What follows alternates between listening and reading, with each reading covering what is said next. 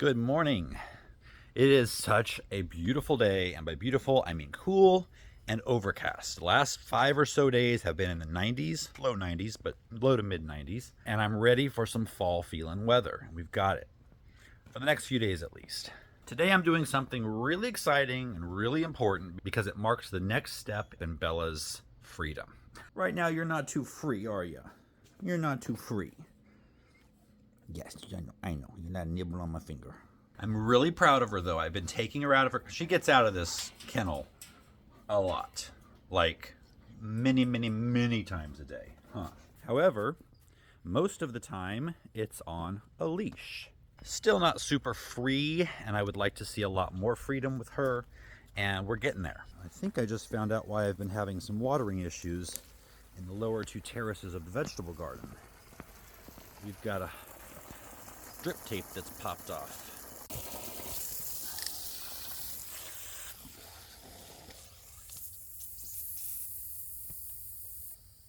All right, where was I? As you can see, I'm getting much more comfortable with Bella being off leash. Well, she's on leash, but she's off hand. Ugh. Okay, back up, baby. Thank you. Last couple days, I've been giving her a lot more freedom to let her run around, even though the hole in the fence hasn't been covered. We've been staying primarily on this side, and she's doing really well. In fact, the other night I was out here until almost dark, and I had her just kind of running around, and she would be with me, and then she would run up and check on the chickens. She'd go into the cottage, then she'd go out around the run, just making sure they were okay, so she already knows that they're part of her charge. And then at one point, the chickens started clucking and flapping and making a loud ruckus.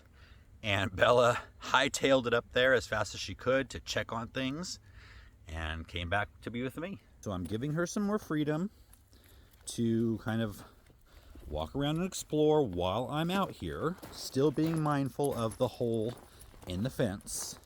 But one of the things I've had to do is start working on getting these weeds down, because these weeds harbor a lot of foxtails, which get caught in her fur. So down here, I've got all that down. Up here, we still have things to do.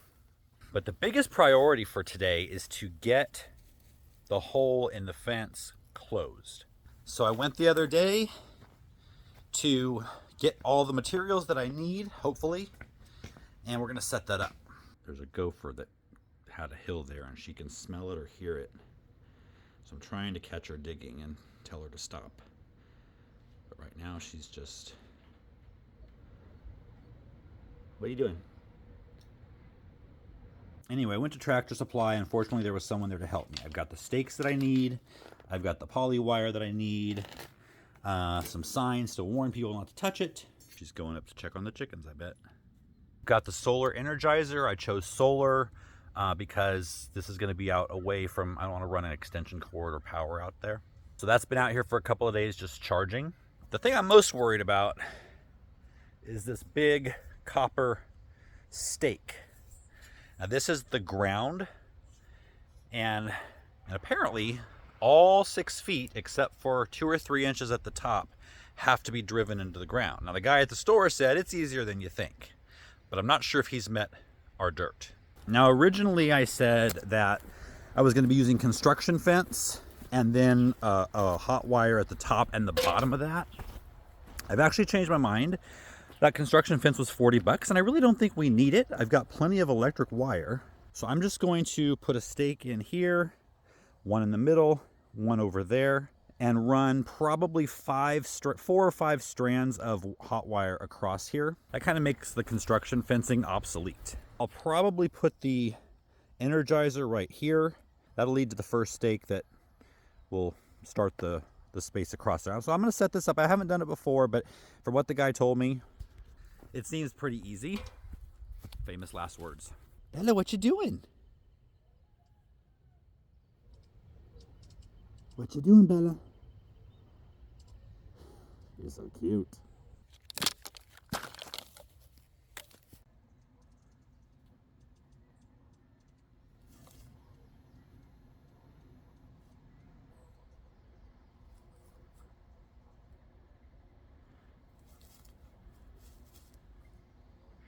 Not sure what she's after, but it's fun to watch. All right, I've got the 3 posts in place. Now the scary part, trying to drive this in 5 feet, 7 inches.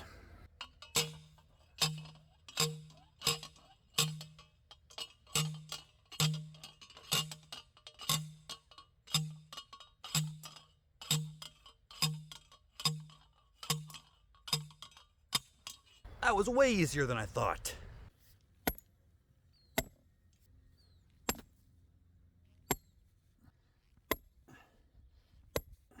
Okay, now we're going to run the wire.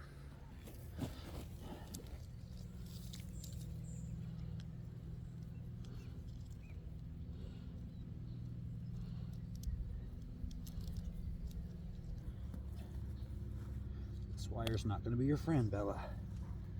Not going to be your friend.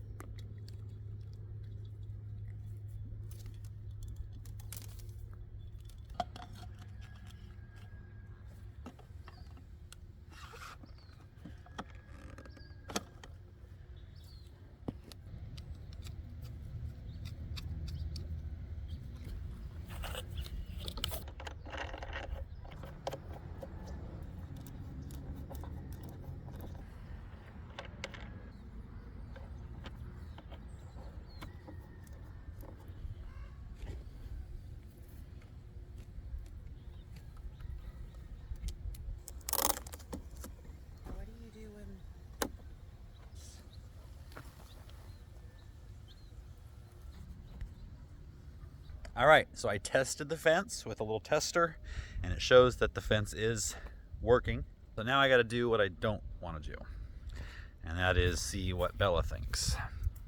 I would rather be out here when she touches it, for whatever reason. I mean, I know it's just a tiny shock, but why do I feel like I'm leading her to her death?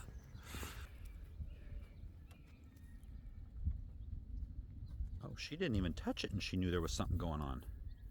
Okay.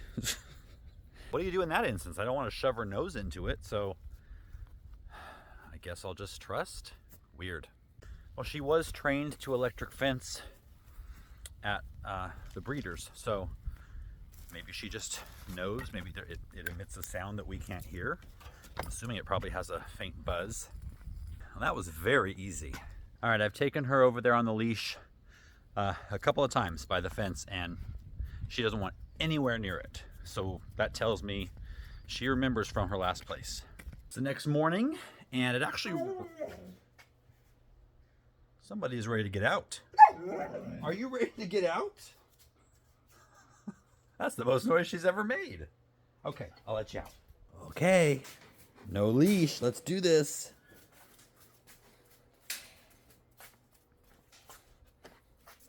What's up? What's up? Good girl. Good girl.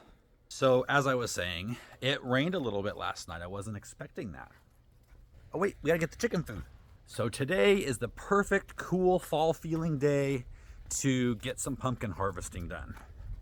I'm kind of excited to see all of them together, see how much we have. You wanna give the chickens their breakfast? Huh? No leash. This is the first time with no leash. Good girl. Good girl. Good girl. We're just going to ignore them, okay? All right, let's give them their food. This is the chicken food, not your food. Come here. I know there's some meat in there, but that's still not yours.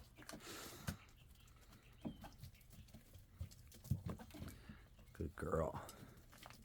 Nope. I know that's tempting, isn't it? Okay, let's leave them alone. Let's go. So I guess all I need for this harvest my Felcos, and a wheelbarrow.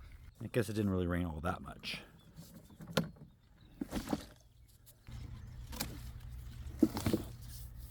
Nice size.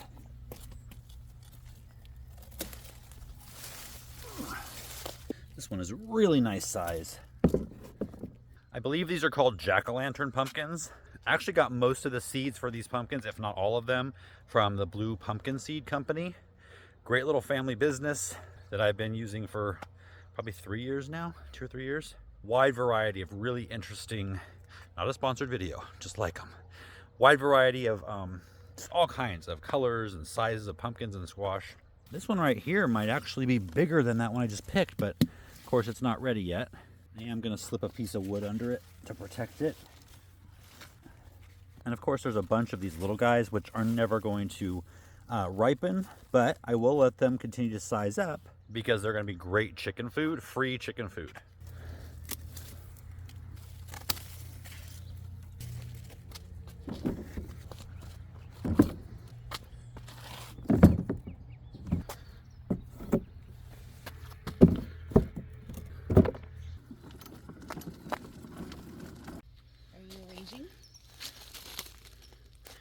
She's rearranging the pumpkins for us. Great.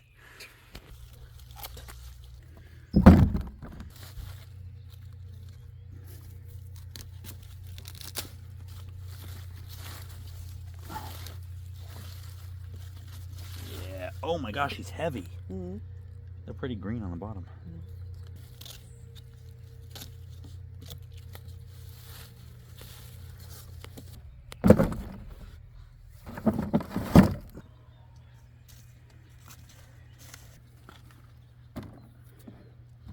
Our apple tree one.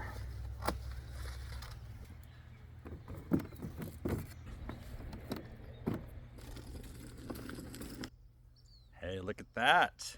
Not bad for a fairly small space and getting a late start on things because the rabbits kept eating them. Next year, I think, though, one white pumpkin plant. And here's the problem. I can't find the names. All of the tags got washed off or buried, so I'm going to have to put bigger tags next year. But less white, more pink, more orange, and I'm gonna grow them in 3 times as big of a space this next year. So hopefully we'll have a lot more than this. Now we got to figure out where we want them, and that's going to be Emily's responsibility.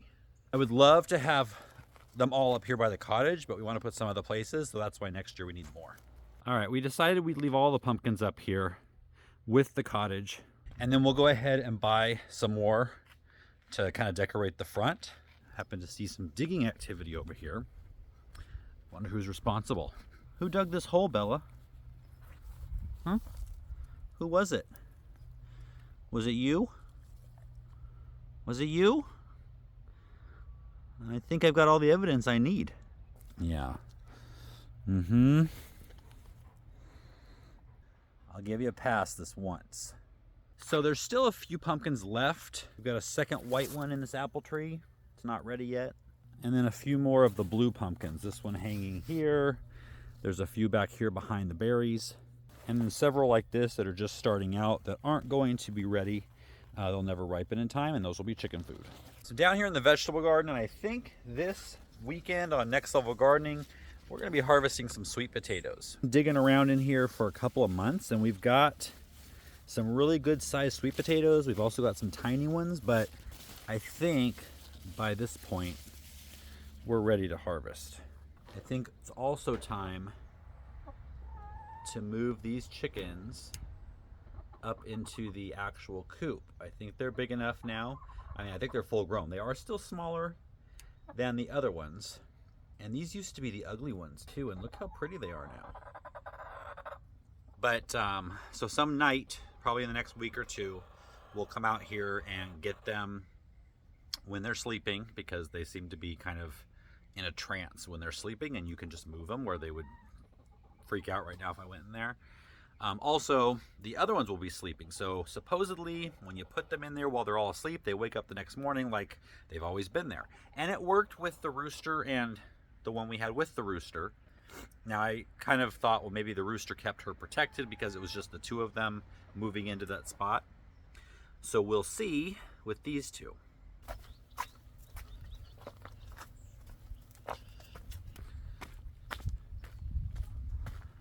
Love these pumpkins here.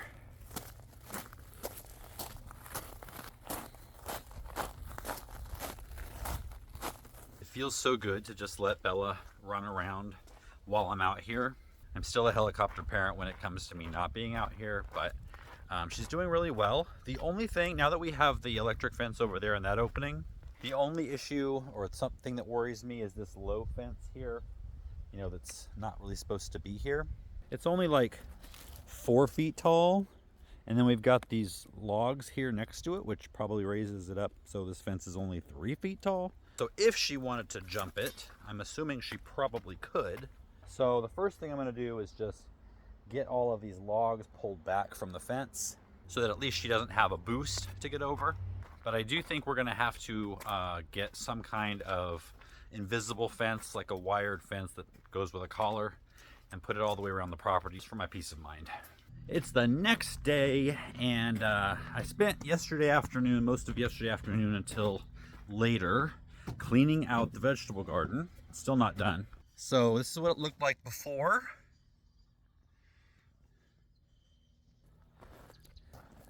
And this is now. So I got a lot of the tomatoes out that were just going crazy but not really producing a lot. I took out some of the zucchini and then cut back all the dead off of a few that are left that are still producing. I cut back all the chives, pulled out a bunch of peppers that I just did not like. So now I'm one step closer to being able to plant the fall vegetables. Up here in the cottage garden, I'm going to be planting this whole pumpkin patch area with winter vegetables. But there are some pumpkins and the 2 watermelon that I still kind of need to let run their course. So I won't be tackling this right away. What I will have to do before I replant this area, just so Bella has a visual boundary so she knows where not to go, and for the rabbits, I'm going to be making a fence, low fence, around this area here and around this area here. I've also got to get in here and clean up these berries. They're sprawling all the way out to here, and they need to be now trained up on the trellis so that next year they'll be producing their berries up and not laying down on the ground. Bill is going to be coming this weekend with the tractor to get some of that dirt moved that we had brought in. And I'm trying to decide what it is I want to do with all of this dirt first. There's this area down here, which I feel is there's never a good angle to show you. You can see that it steps off there. So I want to fill this in gradually with the grade of the driveway. So this would be the highest point, and then it starts to go down with the driveway. And then from up here, kind of slopes in the same general way. So we could do that with the dirt. The second choice, which might be easier and faster since there's so much of it for him to move at once, is to keep it close by, and instead of taking it down the hill, we could continue the berm across this way. I would cut down these eucalyptus saplings, and if you see the avocado tree right there, so this would go all the way around through this where these trees are and right over to the avocado tree. So that'll give us our quarter circle berm that will hold the pond, which is going to be in this area here. Now it would be nice to get that done sooner rather than later. Then I could start planting trees on top of it, because you know the trees are going to be small in the beginning and I want them to have the most time to grow, so you want to plant them sooner than anything else. My thoughts for the trees over here, I definitely want seasonal interest. I would like some evergreens mixed with deciduous. I've got the 2 liquid amber trees, so peppering those through is a plan. And then also Chinese pistache, which really here is kind of the best fall color we have. I would really like conifers mixed in, but we don't have a lot of conifers here that I like, at least, that will grow here. So I'll probably have to figure out some other types of evergreen trees that will look good year-round mixed in with fall color. But that's a conversation for another time. I think that'll do it for this video. I hope you guys enjoyed it, and I'll see you next time.